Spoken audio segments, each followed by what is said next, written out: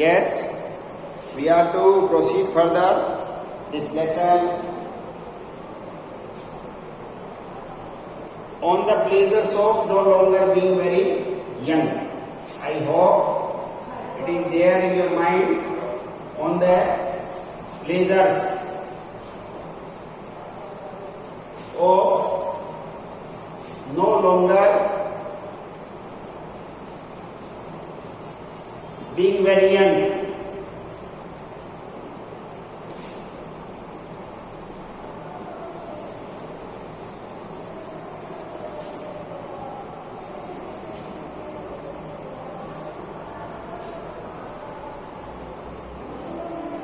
We were here on page number 7.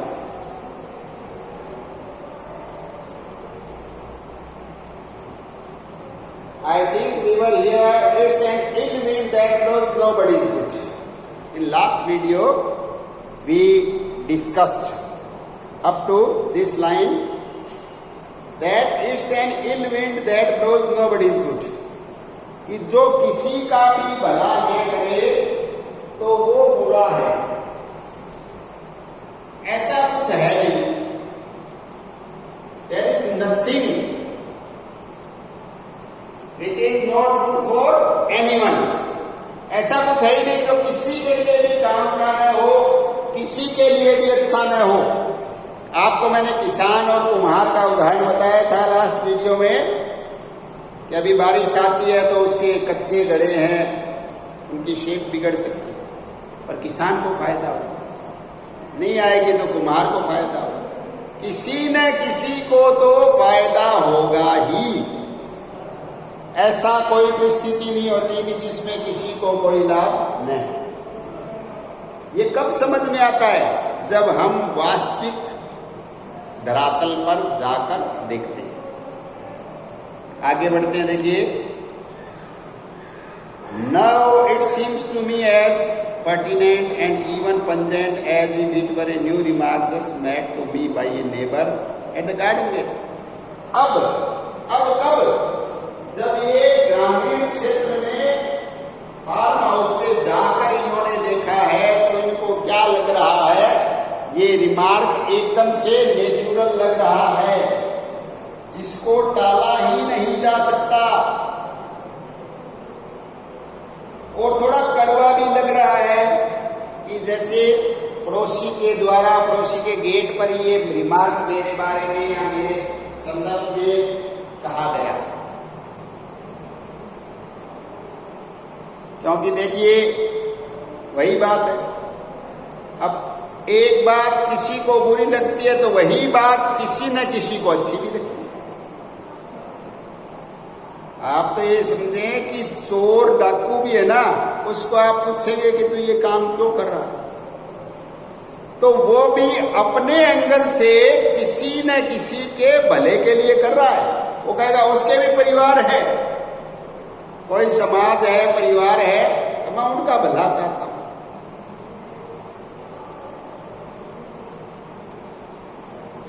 इसलिए कहा there is no wind that blows, there is an ill wind that blows nobody's good.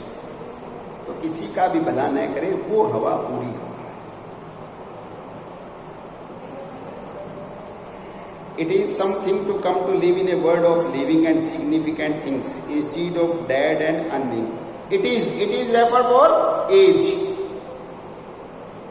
कि as में पहुंचना, maturity का दरवाजा खटखटाना कैसा है? ऐसा है. देखिए, it is something to come to live in a world of living and significant things. ऐसी दुनिया में पहुंचना है जिसमें लिविंग जीवंत, सिग्निफिकेंट प्रासंगिक, की जीवंत और प्रासंगिकता भरी दुनिया में हम पहुंच जाते हैं. कब? जब हम एक एज की अवस्था में आते हैं, मैच्योरिटी की अवस्था में आते हैं. Instead of dead and unmeaning things. Instead का मतलब है की बजाय, इसकी बजाय डेड एंड अनमीनिंग.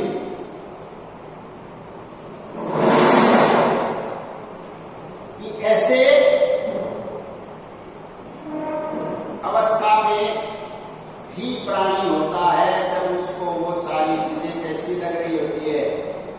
डेड, मृत प्राय और अनमीनिंग, कि न तो उसको उनमें कोई अर्थ नजर आता है और मृत और संदर्भहीन लगती है। पर जब एक एज विशेष में दस्तक देता है तो वही चीजें उसको प्रासंगिक लगने लग जाती है। And it is used in revolt even in riders revolt which sees its surrounding as dead and meaning.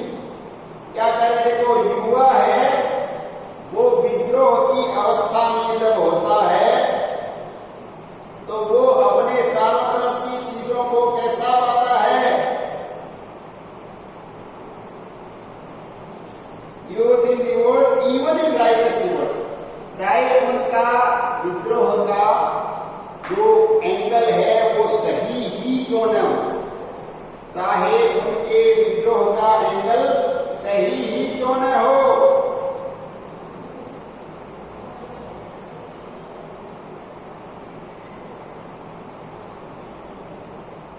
which sees its surrounding as dead and unmeaning, उनको तो उनका जो सराउंडिंग है चारों तरफ वो कैसी नजर आती है?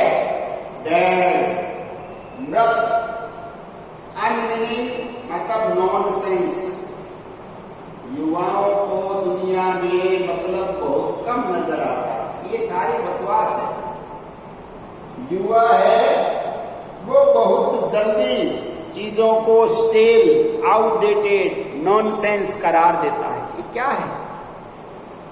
I don't like this.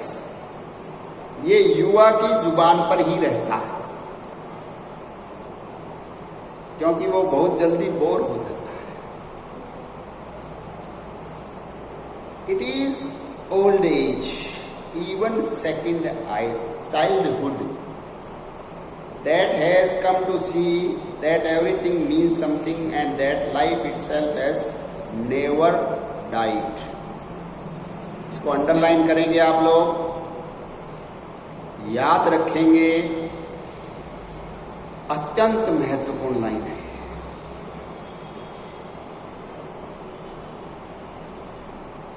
It is old age, जो वृद्ध अवस्था है, मैच्योरिटी की अवस्था है, इसको लगभग दूसरा बचपन कहा जाता है। सामान्य अवधारणा में बुढ़ापे को दूसरा बचपन कहा जाता है कि व्यक्ति है वो वापस बचपने की ओर। अब वो बचपन कैसा है? देखिए, मैच्योरिटी भरा बचपन तो बड़ी विरोधाभासी बात हो गई ना। इसी में आनंद मिलता है अलग, क्योंकि बचपन है वो तो मैच्योर है नहीं। एज है वो मैच्योर भी है और बचपन के जैसा भी, मैच्योर भी है और बचपन के जैसा भी।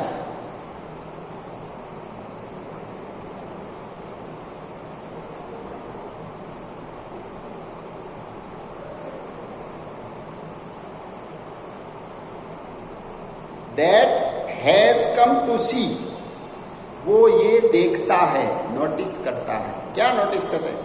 Everything means something।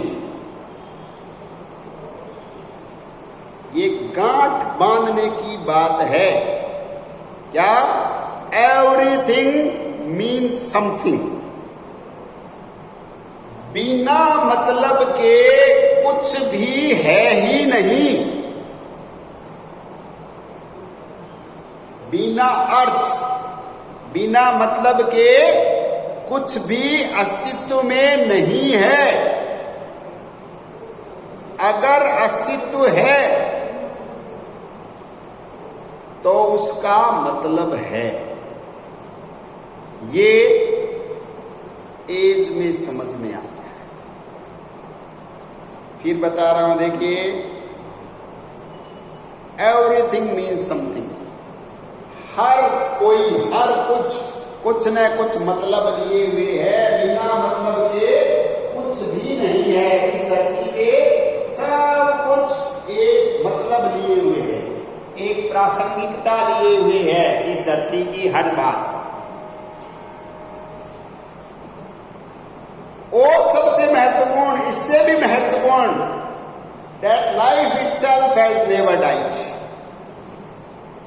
बड़ा मुश्किल है ये समझना, पर ये जितना जल्दी समझ में आ जाए वो जीवन की वास्तविकता के बड़ा नजदीक पहुंच जाता है।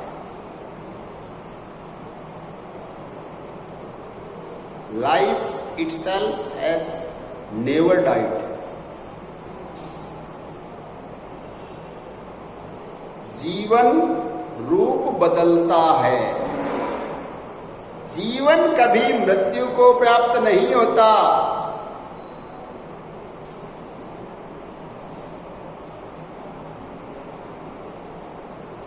जीवन एक लगातार चलने वाला प्रोसेस है। जीवन को जीने वाले आते हैं, चले जाते हैं। जीवन कभी रुकता नहीं। Life itself never dies. अरे आदमी, व्यक्ति, किसी प्राणी विशेष का चले जाना कोई जीवन का चले जाना थोड़ी है, उसके पीछे जीवन तो रहता ही है। थोड़ा सा कड़वा है पर 100% सत्य है कि अपने से पहले कितने चले गए, अभी जीवन चल रहा है, हम जी रहे हैं, वही जीवन है, और हमारे जाने के बाद भी जीवन चलेगा किसी न किसी के माध्यम से। कोई न कोई जिएगा और जीवन चलेगा। सभी को एक साथ मृत्यु को प्राप्त थोड़ी होते। ये आदमी अपने संदर्भ में सोचता है, सेल्फ सेंटर्ड होकर।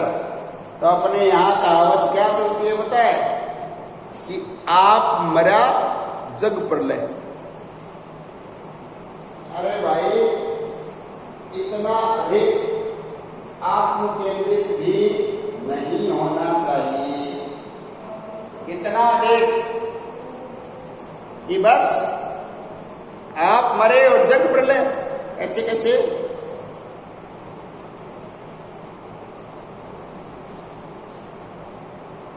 अरे हम जी रहे हैं, जब ये जीवन है, हम गए और गए, सब कुछ समाप्त।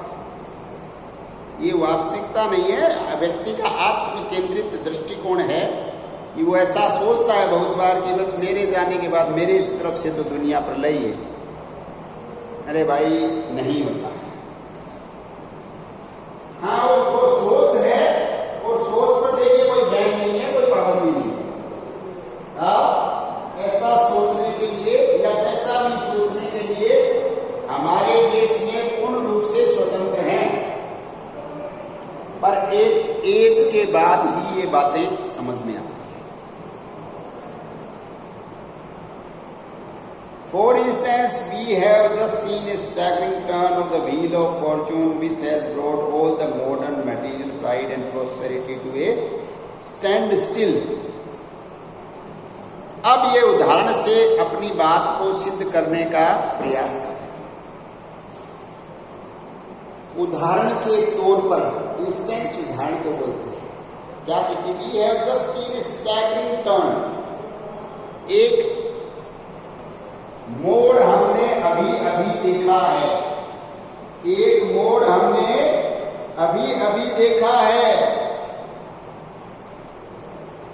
इसका भाग्य का उसमें क्या है? उसमें बेटा ये है, Wheel of Fortune has brought all the modern material pride and prosperity in a standstill. कि जो आधुनिक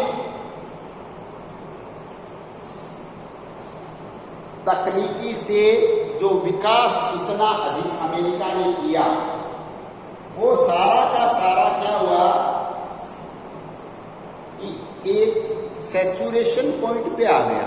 दरअसल बात गौर से समझना। स्टैंड स्टिल का मतलब क्या होता है?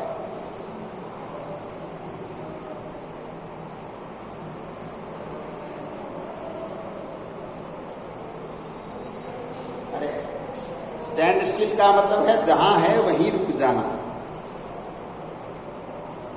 America, which a year or two ago seemed to have become one vast El Dorado, suddenly studded with the cities of gold, is almost as much embraced as England, and really much more embraced than Ireland.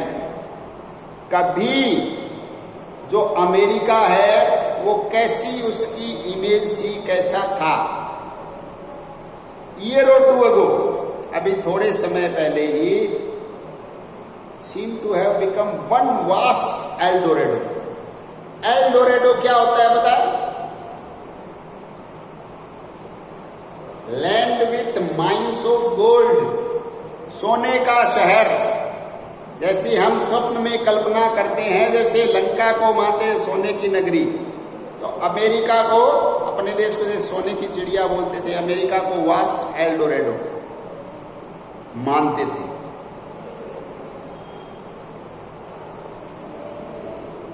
Studded with cities of gold, studded क्या होता है? जिसके अंदर अपने जैसे ये मोती जड़ते हैं, जड़ना, सोने के शहर तरह तरह के जगह जगह जड़े हुए, studded with cities of gold, America. ऐसा था, लोगों के दिमाग में अवधारणाएं थी। Is almost as much embraced as England.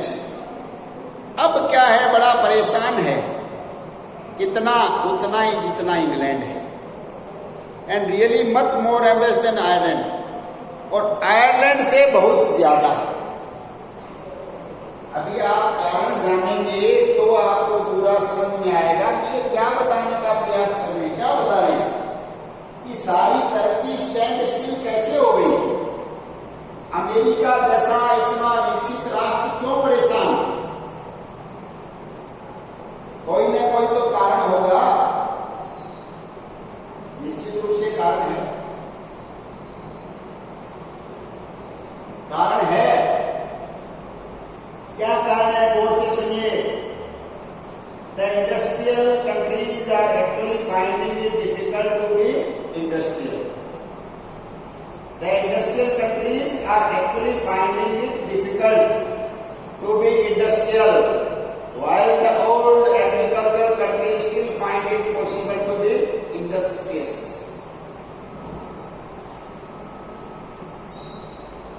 क्या कह रहे हैं? इंडस्ट्रियल कंट्रीज, जो औद्योगिक राष्ट्र हैं, उनके लिए actually finding it difficult to be industrial, उनके लिए अब इंडस्ट्रियल बने रहना बड़ा मुश्किल हो रहा है। क्यों बताऊं?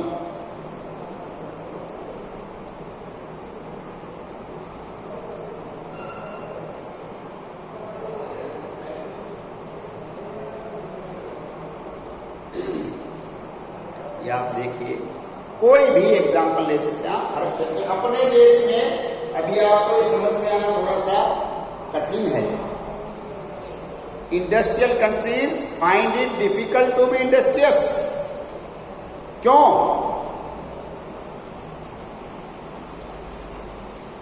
इंडस्ट्री किस पर डिपेंड करती है, किस सिद्धांत से चलती है, ये तो आपको समझ में आता होगा।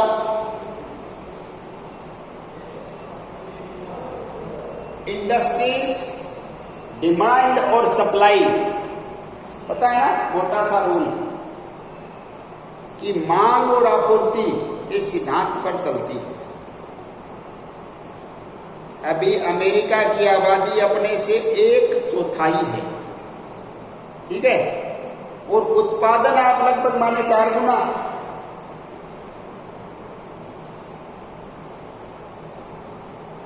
क्षमता माने क्या होगा? अभी अपने देश में हर घर में आप ये मानो साइकिल मोटरसाइकिल भी नहीं पहुंची है, अभी भी 70-75 साल के बाद आ जाती, और वहां पे हर घर में 4 व्हीलर, वो भी 1 से ज्यादा संख्या में, बच्चों का अलग, पेरेंट्स का अलग,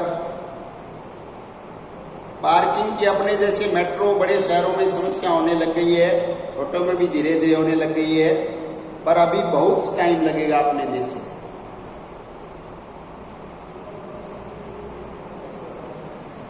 अमेरिका में हर घर में आप सपोज करो कि वहां किसी व्यक्ति की गाड़ियां बनाने की फैक्ट्री है, गाड़ियां बनाता है,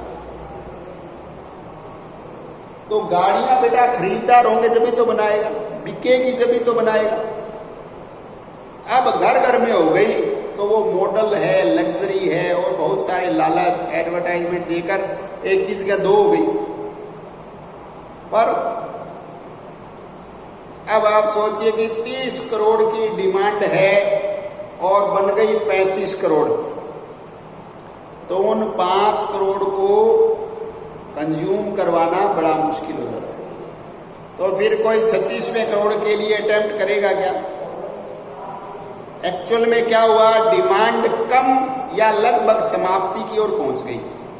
जो डिमांड कभी आप समझे कि 10 लाख 20 लाख प्रतिवर्ष हुआ करती थी, वो अगर 20,000 50,000 प्रतिवर्ष पे आ गई है तो वो समाप्त प्राय है। तो अब वो इंडस्ट्री को इंडस्ट्रियस बने रहना मुश्किल हो गया कि नहीं हो गया?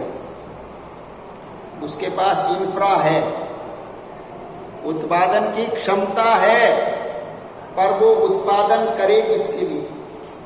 तो फिर यार एक्सपोर्ट, अब एक्सपोर्ट तो करे पर कोई इंपोर्ट करेगा जब भी कोई एक्सपोर्ट करेगा, ये भी ध्यान में। हर कोई, हर राष्ट्र इंडिपेंडेंट होना चाहता है, सब अपने यहां चीजों को बनाना चाहते हैं। एक्सपोर्ट करना बड़ा महंगा सौदा सिद्ध होता है। लग्जरी गाड़ियां लोग एक्सपोर्ट भी करते हैं, ऐसी बात नहीं, पर उनकी संख्या बहुत कम है। तो एक्सपोर्ट के बूते पर इंडस्ट्रियस वो बना रह सकता है जो वो चीज एक्सपोर्ट करता है जो अन्य जगह पर बनती ही नहीं।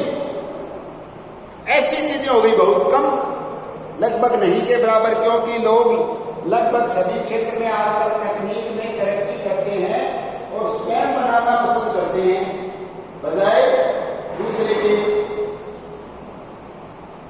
तो ये, और एग्रीकल्चरल में क्या है कि जो कृषि प्रधान देश थे वहां इंडस्ट्री के लिए बहुत स्कोप पड़ा है, तो उनके लिए बड़ा इजी है।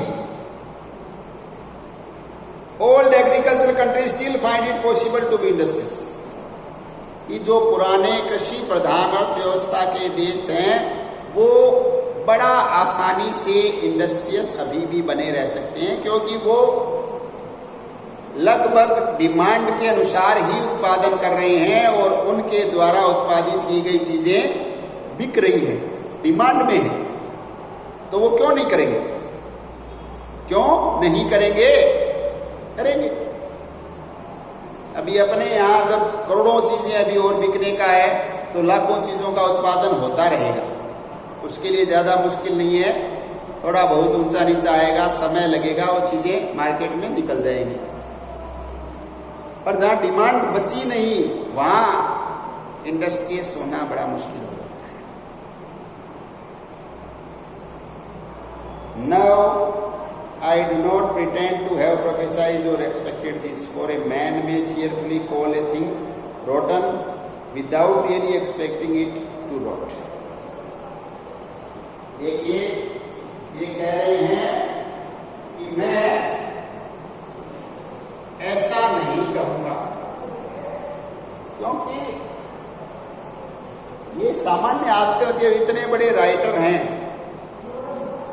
तो ये एक्स्ट्रा ऑर्डिनरी हैं, जब भी तो इतने बड़े राइटर हैं, तो ये ऐसा नहीं कहेंगे। क्या जो अपने कॉमन मैन अक्सर कहते हैं, क्या कहते हैं आप लोगों को पता होना चाहिए, सेकंड ईयर में होना, मैंने तो पहले ही कहा था, ऐसे कहते हैं। बच्चों के बारे में, इंडस्ट्री के बारे में, राजनीति के किसी भी बारे में, अपने तो खास तौर से आपको ऐसे लोग खूब मिल जाएंगे, मैं तो पहले ही कही हूं ऐसा होगा। अच्छा,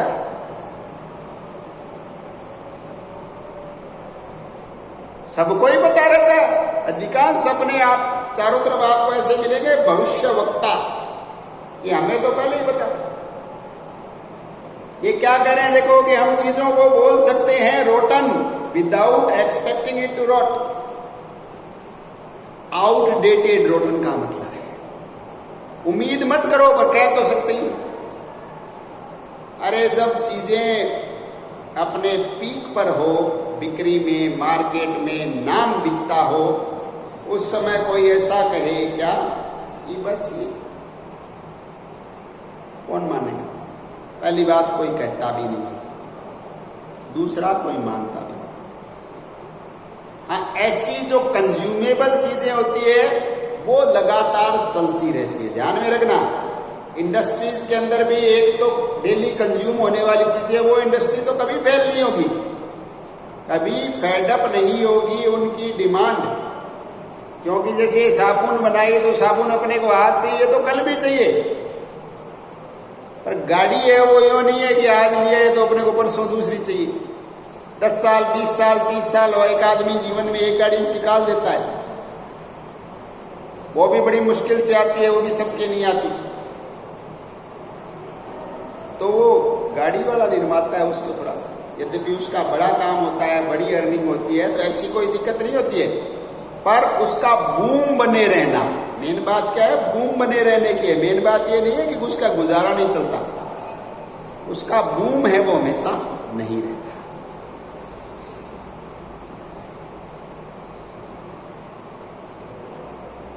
yes, but neither certainly did the young, the progressive, the prosperous or the adventurous expect it। और ये कह रहे हैं कि न तो निश्चित रूप से यंग युवा, प्रोग्रेसिव तरक्की पसंद लोग, प्रोस्परस समृद्ध लोग, और द एडवेंचरस साहसी कारनामे करने वाले लोग कोई एक्सपेक्ट नहीं करते। Yet all history and culture is still with proverbs and prophecies telling them to expect it। देखिए, करते नहीं है, युवा है, साहसी है, बहुत प्रकार के लोग बताए हैं, वो ऐसा एक्सपेक्ट नहीं करते। पर ये कह रहे हैं पूरा इतिहास भरा पड़ा है, पूरा इतिहास भरा पड़ा है इस तरीके की बातों से, इस तरीके के उदाहरणों से। क्या?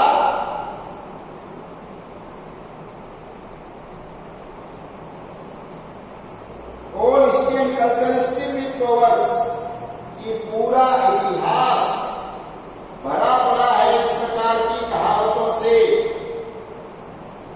इस प्रकार की कहावतों से throughout the proverbs and history a great deal, yes, with proverbs and prophecies telling them to expect it।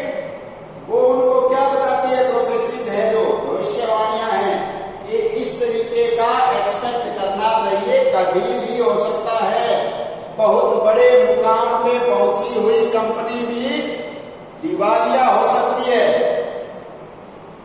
ऐसे उदाहरणों से हमारा इतिहास भरा पड़ा है। और जो मैंने आपको बताया कि बूम पर रहने वाली जो जनरल मोटर्स जैसी कंपनियां हैं, उनको भी दिक्कत हो जाती है, क्योंकि उनकी जो उत्पादित वस्तुएं हैं उनकी बाजार में डिमांड कम होने गई, तो उनकी खपत कम हो गई उनके द्वारा उत्पादित वस्तुओं की, तो वो क्या करेंगे? The trouble is that they thought the proverb and history a great deal too stiff. समस्या कहां है? समस्या ये है कि दे यहां पे किसके लिए है? युवाओं के लिए। वो इतिहास को, इन कहावतों को ग्रेट डील टू स्टिफ, बहुत बड़ी मात्रा में, जरूरत से ज्यादा एडामेंट। स्टिफ आपको बेटा मैंने बताया था अपोजिट ऑफ फ्लेक्सिबल, अकड़न भरा, जो टूट सकता है, मुड़ेगा नहीं। उनको ऐसा लगता है ये काम के नहीं, स्टिफ हैं, इनमें जीवंतता का अभाव है। इसलिए युवाओं को कैसे लगते हैं? जो पर्पस के अनुसार मोल्ड हो जाए, जो आवश्यकताओं के अनुसार मोल्ड हो जाए, ऐसे लोग युवाओं को अच्छे लगते हैं। ऐसी मशीन युवाओं को अच्छी लगती है। पर जो एक रटा रटाया रास्ता है जिसमें कोई फ्लेक्सिबिलिटी नहीं है, वो युवाओं को अच्छा नहीं लगता। इनमें ऐसा है नहीं, उनको लगता है, ग्रेट डील टू स्टिफ, उनको लगता है कि ये सारी चीजें ऐसी है, ये चीजें हैं थोड़ी ऐसी। अब लगने का तो बेटा कोई उपाय नहीं है। किसी को कोई सपोज करे कि भद्दा लगने लग जाए, सेम किसी को कोई सुंदर लगने लग जाए। अब लगता है, जैसे हर मां को अपना बच्चा राजकुमार लगता है। आप उसके नजरिए से देखें, मां को अपना बच्चा दुनिया में सबसे सुंदर राजकुमार लगता है, होता थोड़ी है वास्तविकता। अब उसके एंगल से तो है ही, अरे दूसरों के एंगल से नहीं है तो नहीं है, 50 लोगों के तो वास्तविकता, दूसरों का एंगल, उसका खुद का एंगल, ये सारी चीजें अभी आप लिटरेचर के स्टूडेंट हैं तो आपको कंसीडरेशन में रखनी चाहिए, तो आप वास्तविक धरातल के सबसे नजदीक रहेंगे। Again and again with monotonous retraction, again and again करें, बारंबार। मोनोटोनस क्या होता है कि बोरियत भरा। क्यों बोरियत भरा? पुनरावृत्ति के कारण। जैसे एक ही एक जोक अपने को कोई सुनाए तो अपने को बोरियत होगी या नहीं होगी? आदमी एक ही एक जोक पर है ना, 2 बार 3 बार 5 बार नहीं हंस सकता, ध्यान रखना। फिर उसको शुरू करते ही बोरिंग लगने लग जाएगा कि ये क्या है, वही है। तो वही बात ये युवाओं को और भी जल्दी लगता है। Again and again with monotonous reiteration, both my young friends and myself had been told from childhood कि हमें शुरू से बार बार और रिट्रेशन के साथ बताया गया, बचपन से क्या बताया गया? दैट फॉर्चून इज फिकल, कि भाग्य है उसका कोई भरोसा नहीं है। फिकल का मतलब होता है बेटा बिना पैंदे का लोटा, कि कभी किधर भी गुड़क सकता है। तो भाग्य है कब फर्श से अर्श पर पहुंचा दे और कब अर्श से फर्श पर ले आए, हम नहीं कह सकते। The riches red to themselves wings in life, कि जो लोग धनवान हो जाते हैं उनके पंख लग जाते हैं, पता नहीं कहां उड़ जाते हैं। बाद में लोग जिक्र करते हैं, बताते हैं ना कि एलन मित्तल यहां इस जिले से बिलोंग करते हैं। जिले के कितने लोग उनके साथ खेले हैं, कितने लोगों से बातचीत होती है, ये पता नहीं रहता। धनवान हो जाते हैं, उनके पंख लग जाते हैं, पता नहीं कहां चले जाते हैं, और बहुत जल्दी होते हैं। देखो उदाहरण, the power can depart suddenly from the powerful, the pride goes before A fall. बहुत सारी चीजें हैं। Power can depart from the powerful, बहुत बार, हजारों उदाहरण मिले कि जो शक्तिशाली है उससे शक्ति कभी भी छीनी जा सकती है, डिपार्ट। अपने इतिहास भरा पड़ा, आपको पता है, जो पहले दिन राजा था अगले दिन कैद में, जेल में, सगे पुत्र ने डलवा दिया। ऐसे भी उदाहरण हैं कि बेटा इंतजार करते करते थक गया कि ये पिता कब मरे। अब पिता मर नहीं रहा, राजगद्दी से हट नहीं रहा, तो बेटा बूढ़ा हो गया, वो राजा कब बनेगा? तो वो क्या निर्णय करता कि अब पिताजी को उठा के जेल में डालो, तब हम राजा बनेंगे। ऐसे उदाहरण खूब मिलते हैं। ये क्या है? Power can depart from the powerful. कि शक्तिशाली से शक्ति, वो पहले दिन तो राजा था ही, तो ये थोड़ी पता था कि अगले दिन तेरा स्थान जेल में है, काल कोठरी में होता है। प्राइड गोज बिफोर फॉल, और पतन से पहले, व्यक्ति का जब पतन होता है ना, तो उससे पहले ये मानो कि उसका अभिमान छिन जाता है। The insolence attracts the thunderbolt of gods, और क्रूरता जो है, दूसरों के प्रति अच्छा व्यवहार न करना, देवताओं के कोप का भाजन बनाता है। दूसरों के प्रति अच्छा व्यवहार न करना हमें देवताओं के कोप का भाजन बनाता है, क्रोध का विषय बनाता है। दूसरों के प्रति बुरा व्यवहार करेंगे तो देवता क्रोधित होंगे। देखो, अब इनमें बहुत सी अच्छी बातें हैं, वास्तविक बातें हैं, कुछ काल्पनिक भी है, पर बड़े हकीकत के नजदीक है, आप ये मानकर चलें। और ये हमें अगर समझ में आ जाए तो जीवन की वास्तविकता को हम बहुत अच्छे से समझ सकते हैं। I hope you are getting the point. This is sufficient enough for today. We would meet in next video. Thank you very much.